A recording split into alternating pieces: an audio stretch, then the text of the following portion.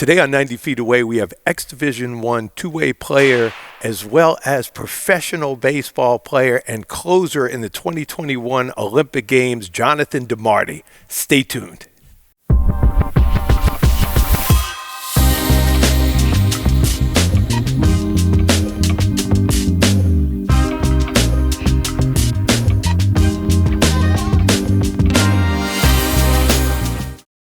Welcome back to 90 Feet Away. Today I am joined by a special young man, two-time Gatorade Player of the Year for New York State, went on to do some special things at the University of Richmond. We came across each other way after his college career. He then joined Team Israel and became my closer for our historic Olympic run. Help me welcome Jonathan de Marte. John, thanks for being here today. I'm excited to do this. Thanks for having me. Hell yeah, dude. This is long overdue. We've been talking about this for a bit. One of my first memories and of seeing your name, I had no idea who you were. You and my older son Jordan were pretty much in high school at the same time, and Jordan was a pretty good pitcher as well. And every week I would see, Jordan Holtz did this and Jonathan de Marte did that. I'm like, who is this kid? I had no idea who you were. You grew up only 20 minutes from here, but we had never really kind of crossed paths. And then I find out like this kid was pretty good. Like this kid from Lakeland's pretty good.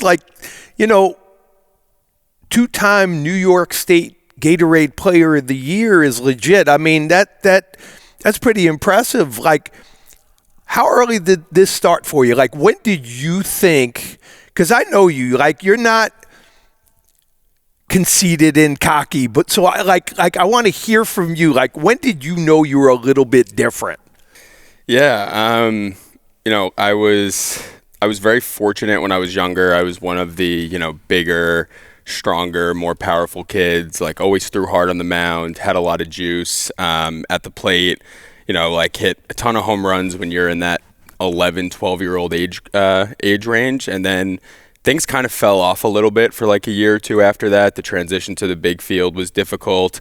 I was more of a catcher also then, kind of, you probably some stuff you never heard before you'll hear today, but was a catcher for a bit, couldn't really move well behind the plate. I played varsity as a freshman at Lakeland and was absolutely awful. Like, really tough year, did not do well. More what? Catcher, pitcher? Catcher, outfielder, actually. Yeah, they stuck me in the outfield. I think I dropped the first fly ball that was hit to me, and it was a mess for that entire year. Had a really rough summer, and then that summer, we were in a tournament. I was playing for like some random team in Connecticut, and we ran out of pitching at the end. And I was really the only guy left who had ever pitched before. It had been a few years. I hopped on the mound. I think I went like 6 or 7 innings, punched more than half the guys out. And the coaches I was playing for at the time sat me down, and they were like, "There's something here. Like, you should probably look at pitching at the next level and get away from being behind the plate." And honestly, I liked catching. I couldn't block a ball. I couldn't move well behind the plate. So it felt really good to finally find a home. And I'm sure I played for Dennis and Mike Robinson at Lakeland High School, like very famous coaches in this area. So I was scared to tell them, hey, like, I'm no longer going to catch. I want to try to pursue this pitching thing. And they gave me no pushback. They came to see me play for Fletcher that fall with the Rangers, and never really looked back. So that's really interesting to me because, the Jonathan that I know, incredibly athletic, body moves very well. Was it mobility, flexibility? Like, you're a good athlete. How could you not be a good catcher? Yeah, I think it was... when I always had a good arm. I mean, that was really it. It was back then I didn't understand any of that. I mean, now knowing, back then I would have said, yes, I moved well on the mound. Now what I know, like, I want to throw up when I watch myself pitch in high school.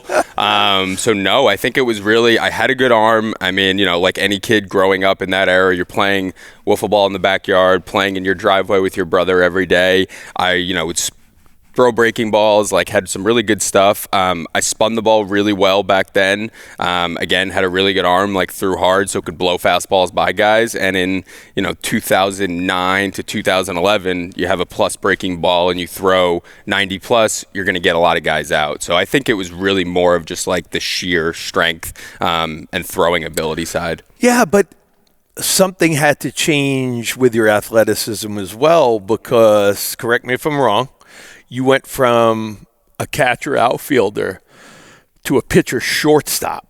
Are we talking high school or college? So you didn't play shortstop in high school? Nope. I actually tried to play the infield, and Mike Robinson one day, my sophomore year, like took me by the arm, brought me to the outfielders, and I was like, I don't think I'm very good at this. I don't move well out here, and I'm not very fast. So, yeah, now that you say that, I really have kind of played everywhere on the field. But no, high school was more of pitcher, outfielder. I would play the infield for Fletcher in the summer. And then the infield piece did not resurface again until later in college. We'll get to that point. Okay, so you do incredibly well on this Connecticut travel team. I'm assuming, like, not to be funny at that point, you hadn't thrown, they put you on the mound, you're probably just throwing fastballs. You do really well. Does that propel you to start taking pitching seriously? And what was that transition like for you? Because in no time, you got really good. Yeah.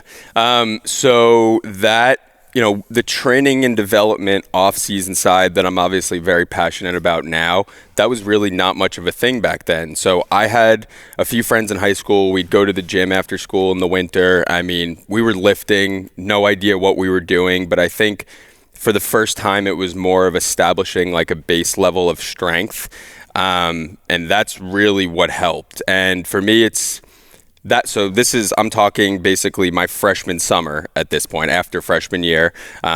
You get on the mound, you have an off season to train a little bit, and I come back to Lakeland that year, and I had Dennis Robinson, as my pitching coach. He kind of helped with a lot of the fundamental side of it, I'd say, that preseason. And then that's when things really took off. My sophomore year did really well. There'd randomly be more college coaches at games, and then my sophomore summer, the first tournament I played in with Coach Fletcher and the Rangers, I think we were at Marist, and there were a ton of coaches there. I don't think I had been on our radar gun at all that sophomore year, and the first tournament of that year, I find out I'm 89, 91, I think touching 92 as a sophomore. Right, yeah, sophomore, rising going into junior. A junior, yeah. Which at that time, that was a lot. That's the 96, 97 of today. Things really changed fast, and it was funny because I'll never forget coming home from these first few tournaments that summer, and our mailbox was just flooded with letters from colleges, and it was like, okay, you're scared, you're trying to go through the process way earlier at that time, not knowing where you might want to go to college, what might be the right fit. You're making lists of schools, and then all of a sudden, after a short spring season and one tournament, like, oh my God, I might have the opportunity to choose where I would like to go to college. Which is an incredible feeling. I mean, it had to be an incredible feeling. But one thing I want to go back to is in 2025, I feel like a broken record. I feel like parents at times get annoyed by me telling them that every coach wants to see bigger, stronger, faster, right? And bigger, stronger equates to being able to swing harder, being able to throw harder. So not even having the proper knowledge, but spending time in the gym helped you within the course of a year, throw the ball harder and do these things. 90-92 today for an incoming junior is still impressive. I mean, it's big time impressive. Back then, I think you were just different, right? Because, again, not comparing, but like Jordan, who was a lot bigger than you. Jordan is 6'3", at the time probably 220, was throwing 88. Right? And 88 was really good. Jordan wasn't getting the million letters that you were getting. Was that something that Was it exciting to you? Was it nerve-wracking to you? What were the emotions like? What did your parents think, right? Because there's so much going on. You're one of 4 kids, correct? Yep. You're one of 4 kids. You're the oldest. What's happening in our house right now? Yeah, it was, I almost felt like, kind of going back to what I said before, I'll never forget, I was in Florida one holiday break, I guess it was that freshman year of high school, and it was like, all right, my parents had me make a list of reach schools academically, reach schools athletic-wise, safety schools, and I had just so much anxiety sitting there trying to think of, where am I going to go? Like, yeah, I travel for baseball, but I'm not ready to go live somewhere else, but I'd love to go play at a big school down south. So then it was almost like, it almost felt like the start of like a really big accomplishment, being able to kind of set yourself apart. And now it's, okay, I get to just kind of choose what the right fit is for me if things continue to go well this way, if you stay healthy, continue to have success. So for me, it was just a huge relief. Like, you hear so many, knowing that somebody wanted you. Knowing that someone wanted you. So you hear there's so much pressure put on the recruiting process and performing at the right time in front of college coaches, and that's something that was drilled into me by so many people. And then it was just this huge relief where you can now just play baseball, have fun, try to get better, and things are going to fall into place. Did you, obviously playing for Fletch, and you did the showcase tournaments. Did you do any specific showcases on your own at that point? Were there any schools that wanted you to come individually to their camps? And if so, did you do any of them? Yeah. So I did, because my grandparents live in Naples, there's like that national underclass one every year around the, like between the holidays and New Year. My freshman year, right before my sophomore year, we just knew that was going on. I was totally opposed to it. I didn't want to do it. I went there, did really well, wasn't throwing very hard, was not built up like the way that we know now. Sure. Never did any again. The only other camp I went to was when I was going through the process and figuring out schools. I threw at Richmond's camp, and that was it. No other camps. I mean, invited to tons, but yeah, not something I really ever did. So you went to a Richmond camp. Yep. I mean, is it coincidence that that's where you end up going? I mean, what happened at that camp, and who did you meet, and how did that go? Yeah, so this is relatable for you a little bit. So I'm sure you remember Chris Bates from growing up around here. So Chris played on a travel team with me one year, and Richmond was interested in him. I threw in a tournament at NC State, and there was again, ton of college coaches there.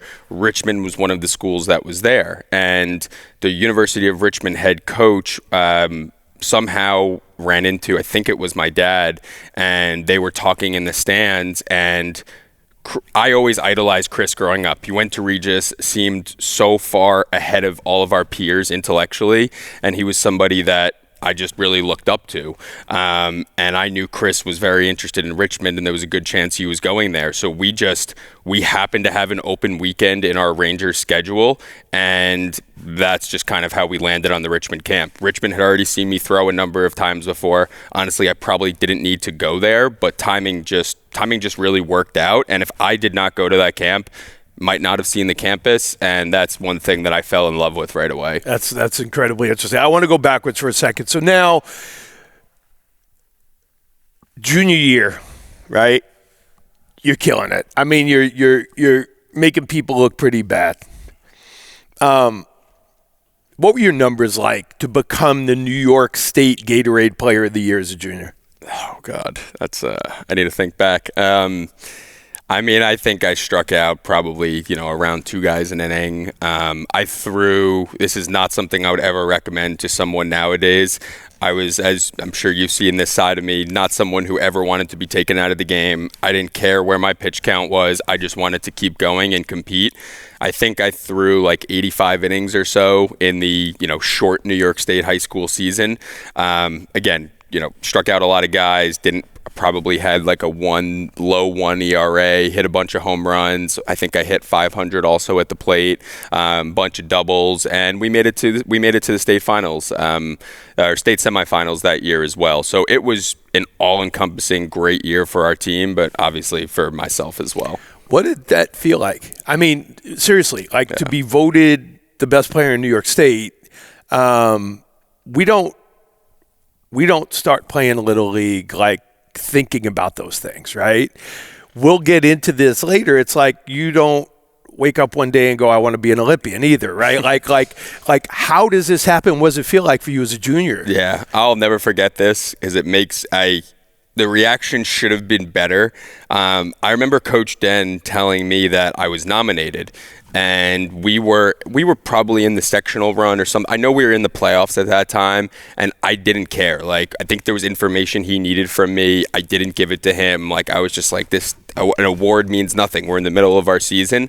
And all of a sudden, this was right before states, and one day he comes up to me at practice and tells me I had won. I did no research. I knew absolutely nothing, like how serious this award was. And I'll never forget, we lost to Wantagh in the state semifinals.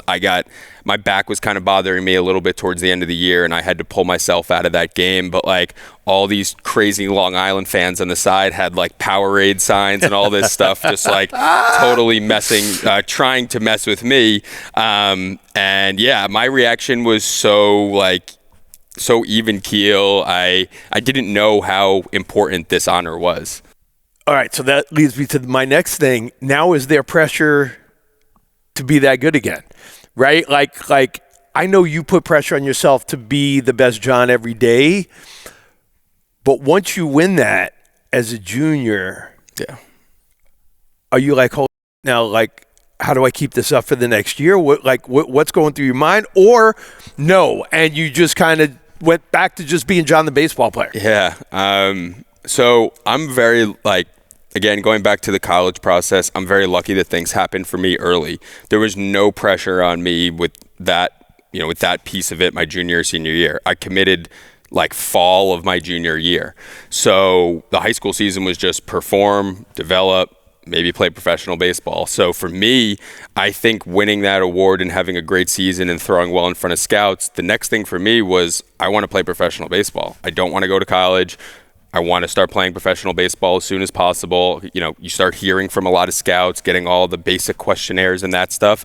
So for me, the only thing that I was obviously trying to go back to states and win, but personally, I just wanted to play. I wanted to get drafted. I wanted to have that opportunity. That was really the only thing that I was focused on from that standpoint going into my senior year.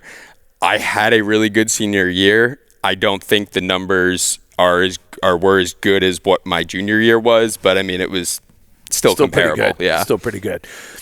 So you win it again. Amazing. You're committed to Richmond. Tell me about draft day. Yeah, so I will never forget this. Again, not knowing that's the goal, that's what I wanted to happen, but not knowing how realistic is this.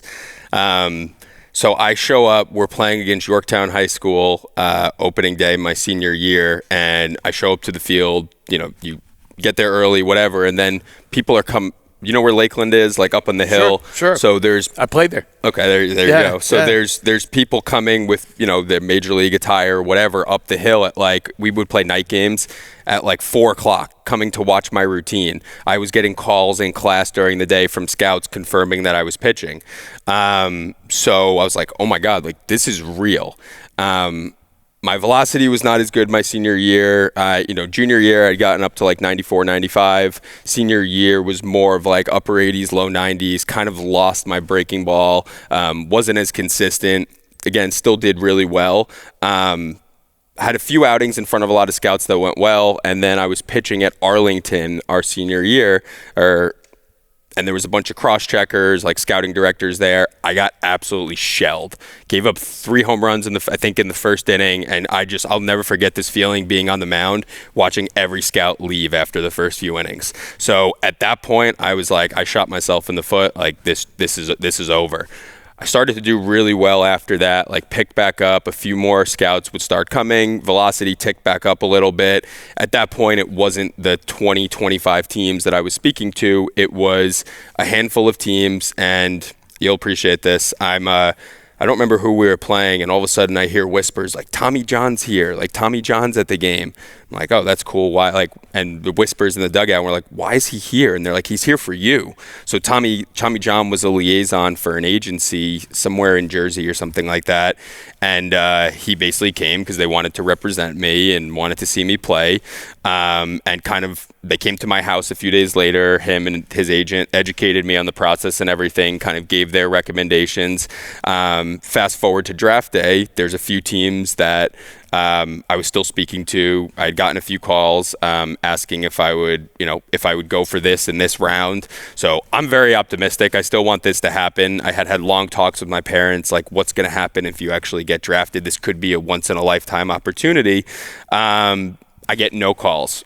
Radio silence. I went out to Applebee's with a friend on draft day because I was freaking out. I'm refreshing the tracker on my phone. You couldn't watch it on TV then, and nothing. Radio silence. It was the most demoralizing day of my life at that point.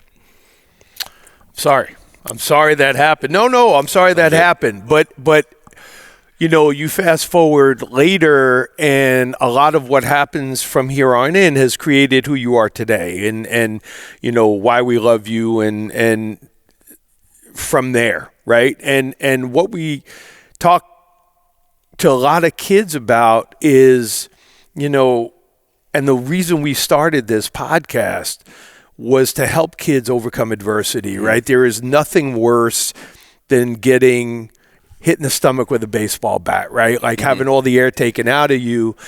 But at that time, you have two choices, right? It's fight or flight. I'm either going to run away from this or I'm going to fight even harder. Thankfully, you have this incredible opportunity to go to one of the most beautiful schools, the University of Richmond. Tell us what that's like walking on campus now and maybe a little bit of a chip on your shoulder. Yeah. It definitely felt that way. And this is actually kind of going back to what you said. I think this is a point that I try to make clear to a lot of kids that I help nowadays. I had opportunities to go to pretty much any school in the country. Had a bunch of SEC, ACC offers. I chose probably at the time the lowest baseball school that was, in my peripheral. I chose this because I wanted an academic reach. Parents did a really good job of instilling that challenge into me, and I wanted the opportunity to play right away and be a bigger fish in a small pond, which I wasn't. I did not have a great college career at all, but that was the mindset and the mentality, and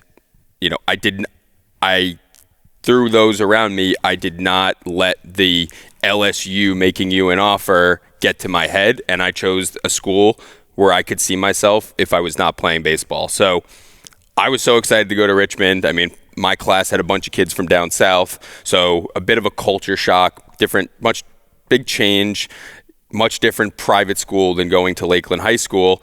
I was so excited. I loved it. I was so ready for fall ball. That chip on your shoulder after not getting drafted, it's like, all right, 3 years and the next opportunity is going to come.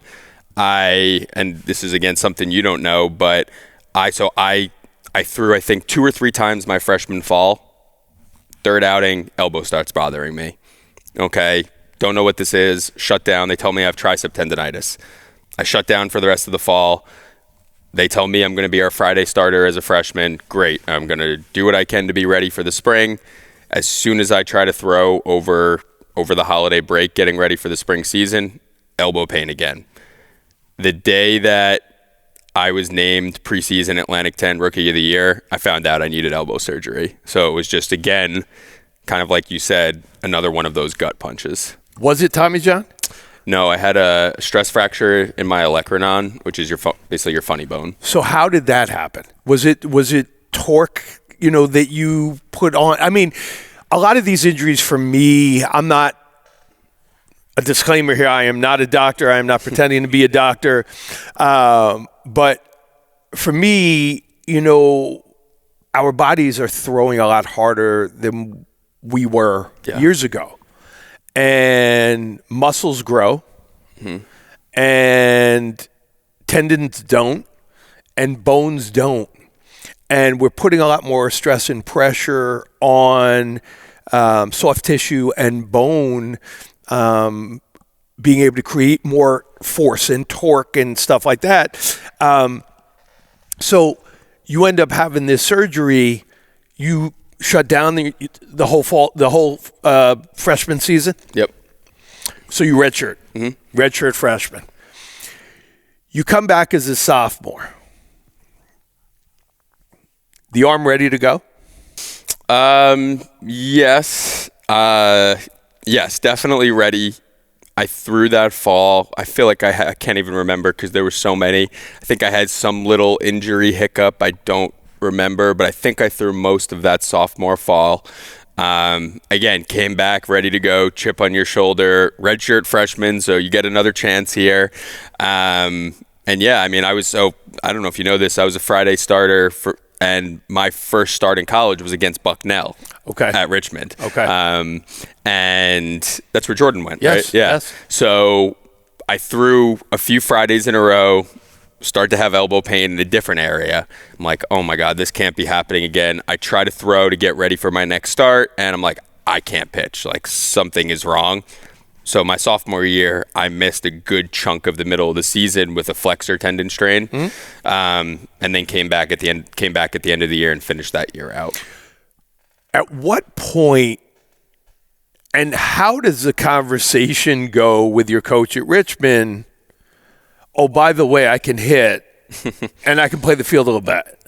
We're nowhere near there yet. All right, so let's keep going. So you finish your sophomore year. Yep. And summer ball? Supposed to. Had some family stuff going on, so I decided to come home, and I worked for a different facility up here and just kept throwing and training. Okay. Junior year. Yep. Tell me about junior year. Yep. So, yeah, and again, going back to the college decision, I chose Richmond. Any of these other big schools I was interested in would have got rid of you. Scholarship's gone. I'm starting from scratch again. Coach McQueen kept his word. Nothing changed. So, junior year, Coach McQueen gets let go. We have a new coaching staff come in. Again, I'm our Friday starter. Had a good fall. Tracy Woodson's our new manager. Won a World Series with the Dodgers. Played in the big leagues for like 5 years. Tons of scouts there all fall. Have a pretty good fall. Start on Fridays for us. Again, a few outings. At this point, things are really bad. Like, velocity's going down every week. Shoulder's not recovering. I've never had shoulder issues before. Eventually shut down, and I found out I had a partially torn rotator cuff. So shoulder surgery, draft hopes, everything out the door.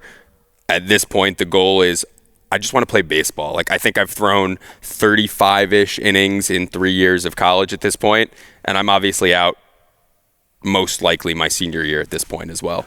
So you have rotator cuff, and again, where does the conversation happen with Woodson that, by the way, I can swing it? Like, I used to hit bombs. Yeah. When does that happen? Yeah, so I actually, coming into college, I begged McQueen to give me a chance to two-way.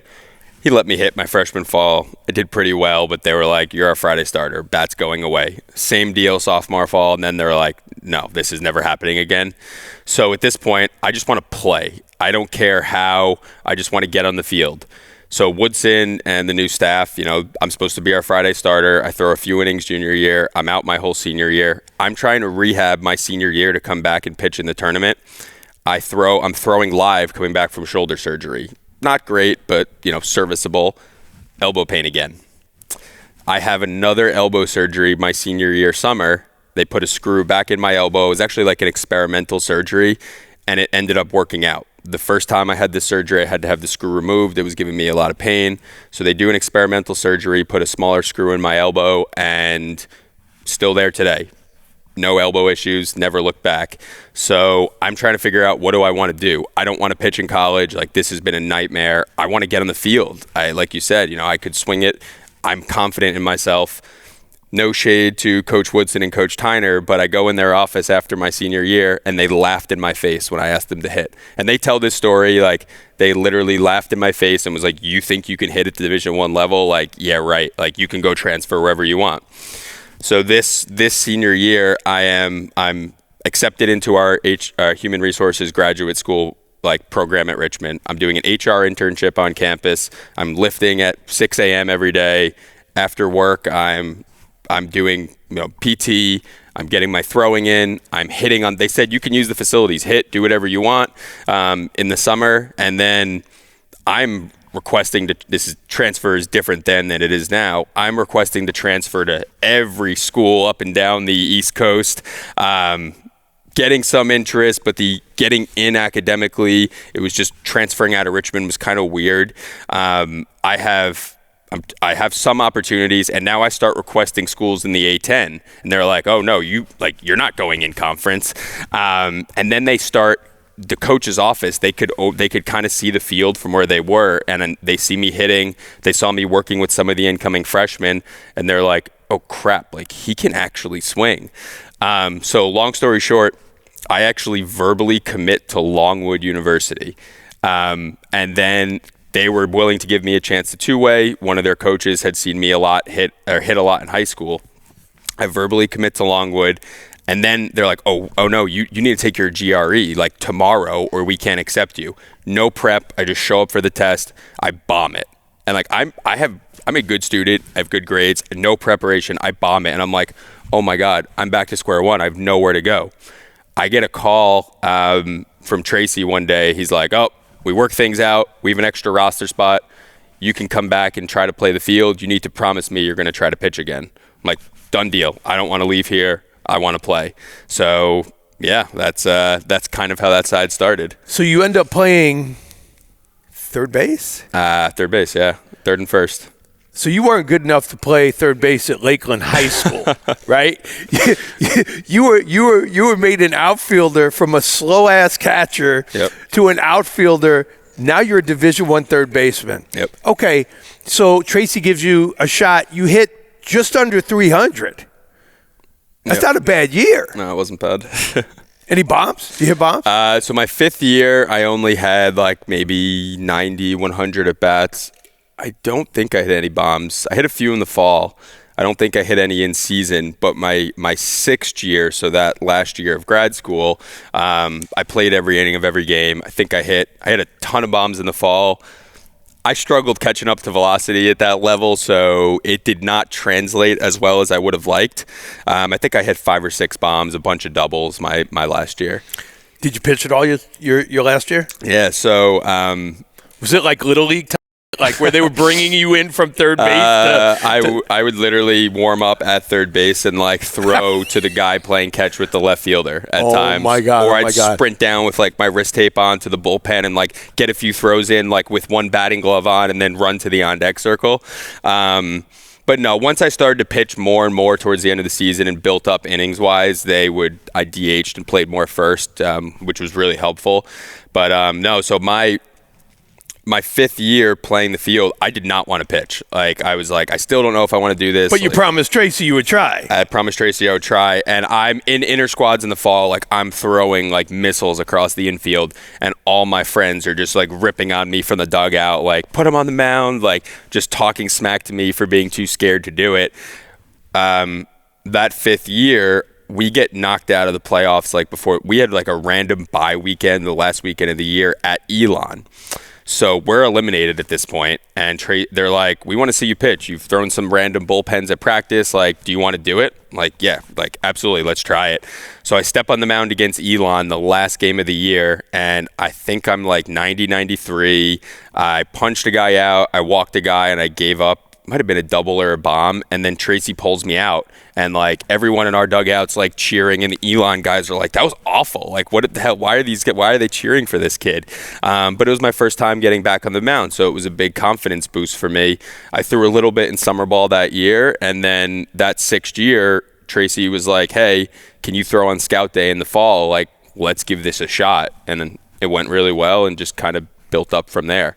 So you graduate Richmond, 6 years, which is wild, right? 6 years of college and masters and all kinds of stuff that you were able to I'm glad I don't get made fun of for that nowadays, because I used to get made fun of for being the old man back in the day. Yeah, but yeah, what you did was pre-COVID, right? Yeah, exactly. So it was totally different back then. It really kind of unheard of, but due to unfortunate circumstance, right? Mm-hmm.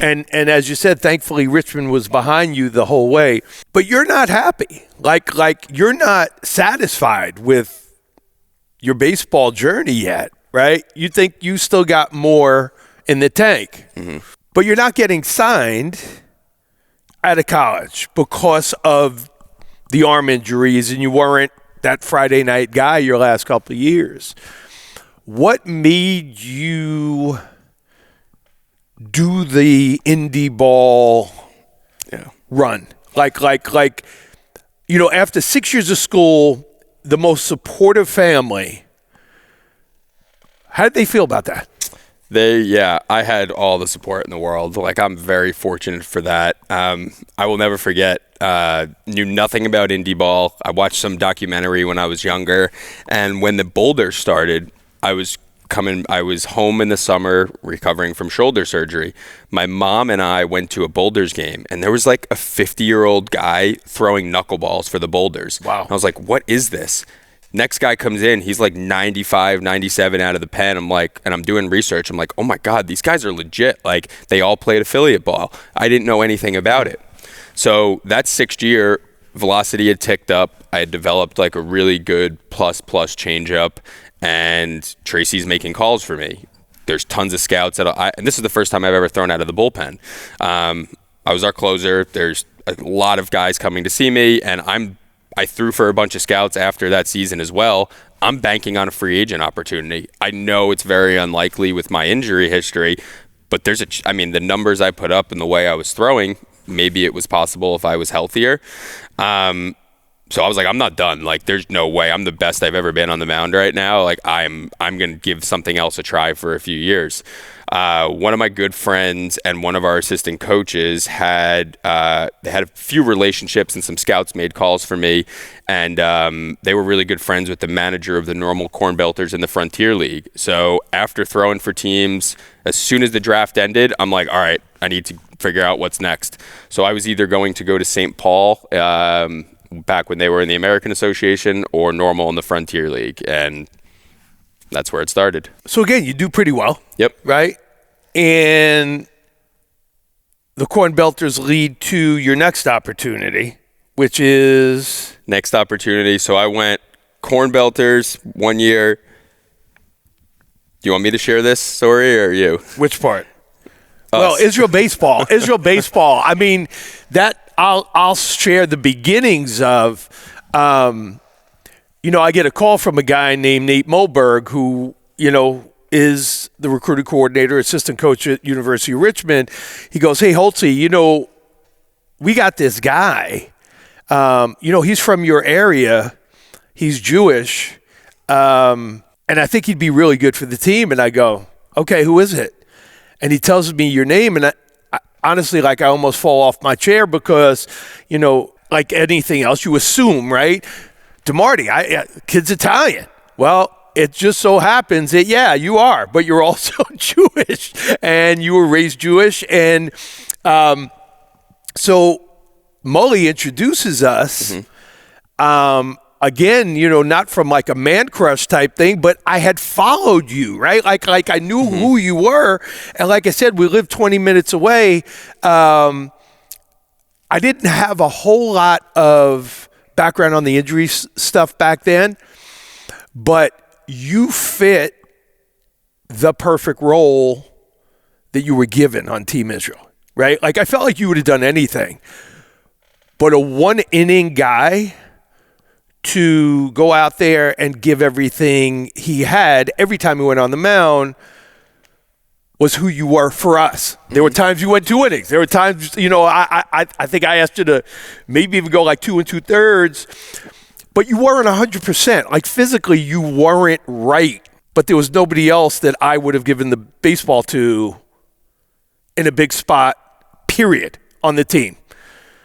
in 2019. I mean, just straight up nobody. So you get introduced to me with Israel baseball. How does that impact your life? Yeah. I had no idea what direction independent ball was going to take me. Like, I'm hustling and grinding in the off season to make money, giving lessons and whatnot. And then it's like, oh my God, here's a new like tunnel of hope for you.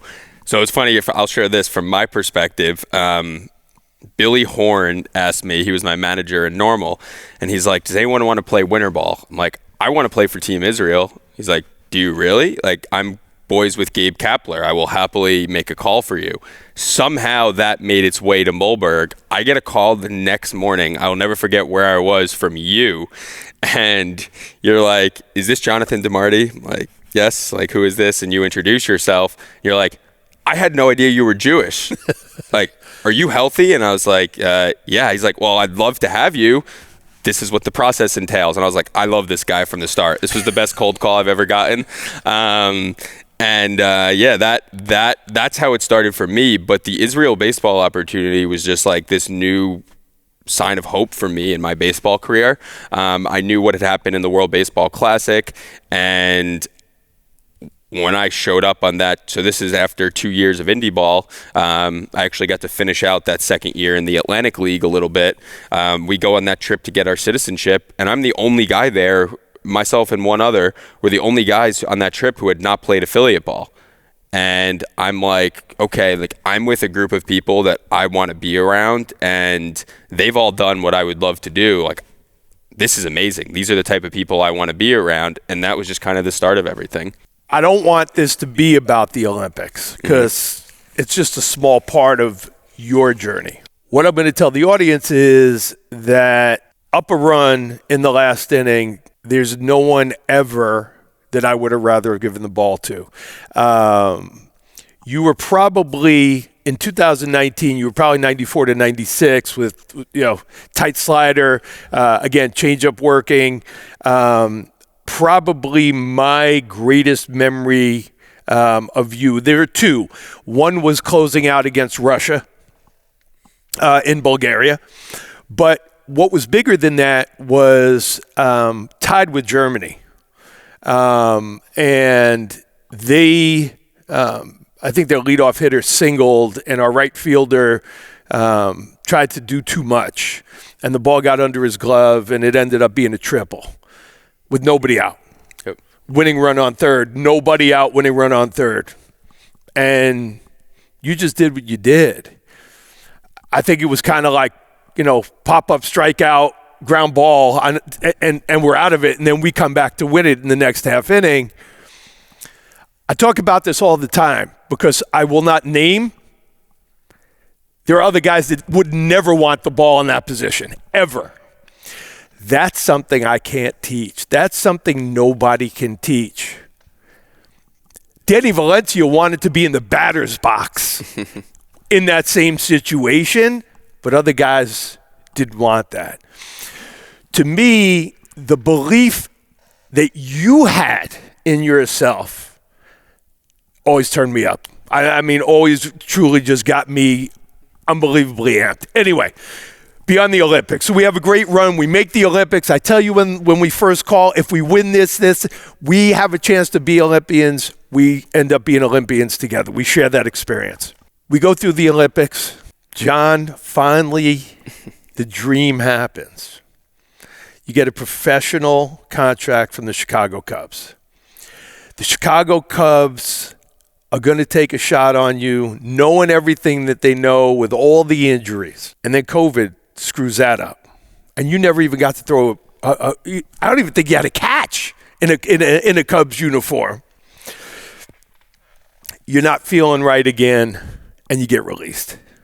But you got signed. I mean, you did get signed, right? For me, things that happen to us end up forming who we become. You have taken all of the negative that happened. Your positives were incredibly high, but your negatives were incredibly low for you as well, like going through the rehab and the physical injury. And I'm not speaking for you, but any athlete that can't compete goes through a depression. But now you've decided, instead of walking away from all that, let me help the next generation, and maybe I can stop them from going through what I went through. How did that whole thing start for you, John? Because yes, you have the HR background, and I'm not poo-pooing that. But that's an office job. That's a job. What you do and how you connect with athletes, I say it all the time. You can't fake love and passion. You can't do that. People see through bull. What gets you amped up to work with these kids? Yeah. I think for me, this is no shade on anyone else, but when I played high school baseball, the throwing, the periodization of throwing, the programming, the individualizing things, that was like few and far between. Like there was very little of that. I had almost no exposure to it. I was the type, you put down the ball for 3 or 4 months, you throw for a few weeks before the season, and now you're ready to go. Like, absolutely not. I would never advise somebody do that nowadays. So I think for me, it was, this is not to, I think things could have gone differently if I was given those opportunities. And I get very frustrated when there's coaches who advise kids who maybe those coaches are not fully invested in the sport. They're not learning. They're not educating themselves. They're not researching what else is out there. And I get frustrated when a kid is misled and that puts them at risk for injury. It puts them in a position where they cannot be the best version of themselves, and that takes away from the sport. It takes away for their love of the sport and their ability to have success and enjoy it. So for me, I want to give kids an opportunity to do everything in their power to be the best athlete that they can possibly be. That's a huge passion of it for me, is filling those holes that they have in their training and development, more specifically their throwing, which you didn't have available to you. Exactly. Right? Which makes unbelievable sense. So I'm going to fast forward a little bit. 16, 17 years from now, you and Emily are blessed and you have, this incredible family. Your son going to pitch? Are you going to allow your son to pitch? Absolutely. Yeah, no doubt. But under the tutelage of someone that's going to help him develop, right? Like, it's not just we throw with our arm. Like we talked about, right? It's getting bigger, stronger, faster. It's the emotional and the mental part of pitching as well, right? Understanding kind of what goes into it, reading hitters, reading swings. I love the fact that you are coaching high school baseball. And I don't say this against every high school coach. There needs to be more educated, experienced baseball coaches. I know it's 2025 and things are different, but just because a teacher's contract states that teachers in the school get right of first refusal, it doesn't mean that a computer teacher that played Little League should have, first refusal over somebody with experience. Keep doing what you're doing. What's next for John de Marte? What's next? I am overly involved in the baseball world now in a way that I had no idea what to expect after playing. All of these opportunities and people that I met along the way, especially post-college. I mean, I work full-time for Blast Motion. It's something that I love doing on a day-to-day basis. It's a challenge, and it has its own inherent challenges. But I really like the hitting side is fun. I listened to Matt Perper's podcast the other day, and very relatable. He said, he wanted to be a hitter, wanted to be on the field every inning of every game, and that's how I felt. I love that my day job is on the hitting side of things. I love that I get to work here and do the opposite side with pitchers, and that's my strength. That's my background. I'm really excited to coach high school ball for the first time ever this year. So I think for me, I'm just going to kind of continue to do what I do and make the most of these experiences, and I'm sure more opportunities will end up opening up for me. That's awesome.